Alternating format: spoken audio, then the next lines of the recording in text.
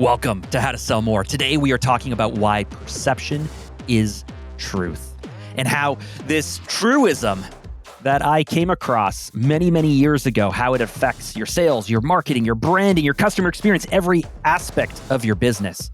I'm Mark Drager. Let's get into it. So a few weeks ago, my oldest daughter, Rachel, who's 17, came into the living room and found me lying on the floor. And she goes, "What are you doing?" And I said, "I'm doing push-ups." And she's like, "No, you're not." And I was like, "Yes, I am. I'm doing push-ups." And she's like, "No, you're not. You're lying on the floor." Here's the thing. Both of us were right. Both of us were right because she happened to walk in while I was resting from having just done a whole lot of push-ups. And was I enjoying that rest? I was enjoying that rest, let me tell you.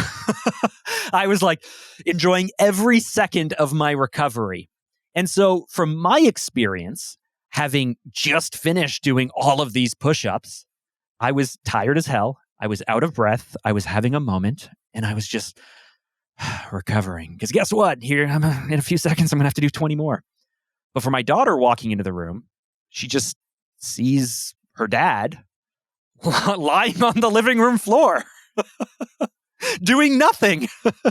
And so I think that this perfectly illustrates what happens so many times in business, in customer service, in account management, in the back end of delivery. So many times we fail to recognize the fact that perception is truth.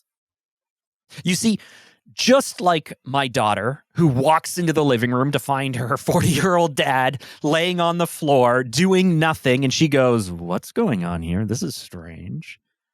Her truth, her perception, what she believed to be happening was very different than my experience, was very different than what had happened a few seconds before, a few minutes before, or what have you. She caught this snapshot in time. And what we need to recognize as business leaders, as marketers, as business development professionals, what we need to recognize is the fact that at every single moment, every single touch point, every single thing that our team does, and the way we respond, and the way we react, and the way our brand shows up, and the way our advertising shows up, and every single touch point with every prospect, every customer, and every referral, is that in that exact moment, however we are perceived, is that person's truth. You know, when we started our agency back in 2006, we started as a video production company. I went to film school. We were doing video. We hired a lot of production people. And by 2011, 2012, whenever it was, we're doing, $1 million in revenue a year, and we're moving up channel, and we're moving up market, and we're dealing with larger and larger companies that have higher and higher expectations. And I started to recognize this gap between how my team showed up from an account management or project management point of view, from a customer experience point of view, and what the expectations were. And I developed these 5 truths. And one of these operating principles that I developed for my team was this idea that perception is truth. And it's because I would hear grumbles behind the scenes, let's say. I would hear kind of complaints. We would do something with the best of intentions, with the best of work.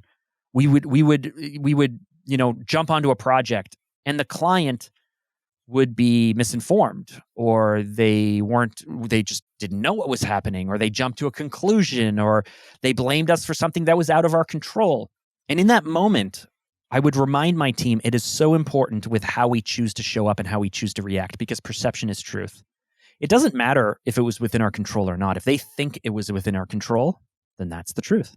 It doesn't matter how hard we work behind the scenes. If they don't see us working hard, or if they don't understand that we're working hard, or they don't value that, then frankly, it doesn't matter. It doesn't matter if we're having a bad day, or there's 100 things going wrong, or things are burning down, or frankly, if we are trying to get a project done or deliver for a client and the client's getting in the way and we get a little frustrated because they are creating roadblocks that don't need to be there. If we show up like an asshole, then we're an asshole. If we show up super smart, then we're smart. If we show up sharp, we're sharp. The objectivity that many people want to hold on to does not exist. When we are dealing with prospects, when we're dealing with clients, when we're dealing with our network, perception is truth, and how people feel about you, what they think you're capable of, what they know, like, trust, all of that stuff that tends to fall into brand and client experience and account management, all of that stuff that impacts whether you can sell someone and whether you can keep clients comes down to this. Perception is truth. Now, if perception is truth, if you accept my premise, and I think you should because I've seen this time and time again. Wow, that was kind of soapboxy and preachy. But let's just assume that you accept my premise that perception is truth. If you don't, I want to hear a comment. I want to know. You can head over to LinkedIn or Instagram. You can drop me a direct message and let me know if you think differently. But if perception is truth, then it begs the really important question, shouldn't we be working really hard to control how we are perceived? Shouldn't we put effort into that?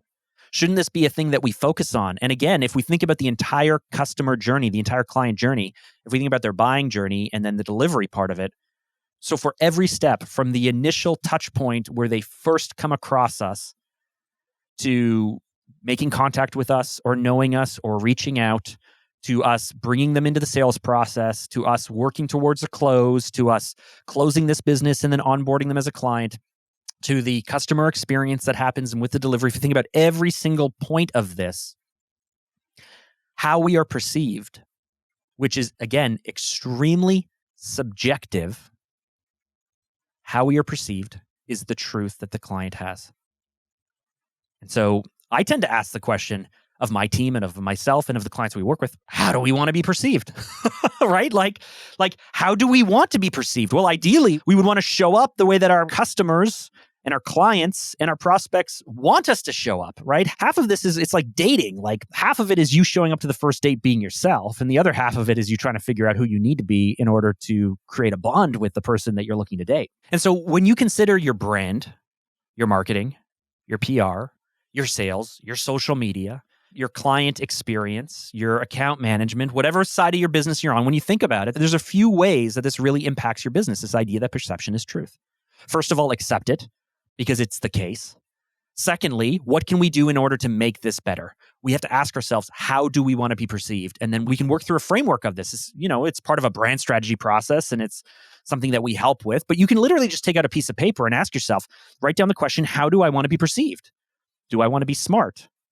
Do I want to be fast? Do I want to be cheap? Do I want to be, or value-based, let's say, cost-effective? I say cheap. How do we want to be perceived? Because often we, as business leaders, as entrepreneurs, as marketers, we want to be GOAT at everything, right? We want to be the greatest of all time at every single aspect of the business.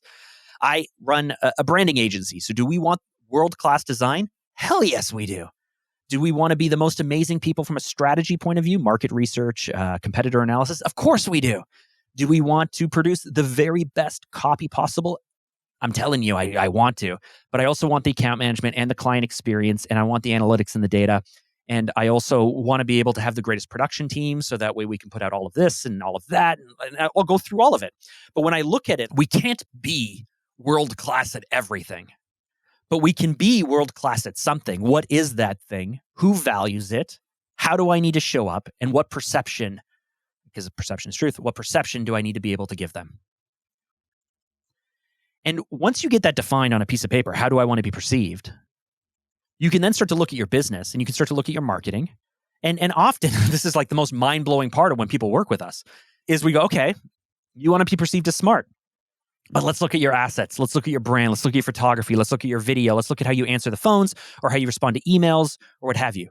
We want the greatest customer experience in the world. We want to be the best. We want to be able to give the best client experience. Great. Are you super responsive? Are things canned? Are you answering questions? Are you guiding people through the process? Right? How you want to be perceived and how you are perceived, that gap we need to close. Because often how you are perceived is actually much lower than how awesome you really are. I've worked with hundreds of companies. I've worked with thousands of leaders. And very rarely is someone actually worse than they share. Very rarely are people overconfident or boastful or just like hack jobs who are saying that they're awesome when they're not. They exist. But the people that I work with, that's not the case. Often, they're total badasses. They're absolutely amazing. They just don't talk about it. They do tons of R&D, but then don't share it. They do tons of work behind the scenes, but don't tell the story to the prospects or clients about what they do, how they think, how they work, the ways that they've made investments in the past, the mistakes that they've made, what they've learned from it, all of the stuff that goes into great marketing and great content marketing and great stories, and the thing that fills hours and hours and hundreds of hours of podcasts all day, every day of people telling stories. So rarely do business leaders, marketers, and salespeople actually put this out there in big, bold claims because they're afraid of for whatever it is. And that's fine. You don't have to, but just recognize that perception is truth. Over the weekend, I was working on our new homepage for Sales Loop. And I don't usually go like, man, I'm proud of this line. But, we're a branding agency. We help with positioning. We help with copywriting. We help people with a lot of things. So our work better be the best, right? Like, if we're going to, I can't do this cobbler's kids have no shoes thing. No, hell no. Our work better be awesome. And I'm so excited about the new website that's going up. But we have this line on the homepage, which is, you're not a market leader unless you look like one. You're not a market leader unless you look like one. So are you the best? Do you want to be a market leader? Do you actually want to be the GOAT? Do you want to get better talent? Do you want to build a better team? Do you want better customers? Do you want to hold on to customers for longer? Ask yourself, how are you being perceived? Put it under the microscope. Look into, question everything. Put it under the microscope. Question everything. And then work towards making the way you are perceived better. It will not only help you stand out from the crowd, it will not only help you stand out from the overwhelming crowd of noise that's out there, it will not only draw people in, like this magnetic field, drawing them in to your ecosystem, to your universe, to the world that you are creating, but you will be able to generate more higher qualified leads. You'll be able to work the leads so much better. You'll be able to move them to onboarding. And then you'll be able to retain these clients for much, much longer. But I'm asking you to scrutinize every aspect of the prospect and the client and the customer experience, every single touch point, and ask yourself, how do I want to be perceived? And am I being perceived the way that I want? And if you're not, let's fix it. And if you are, brava. Brava. Is that a thing? Bravo. You've done it. Huzzah. Go fix something else in your business.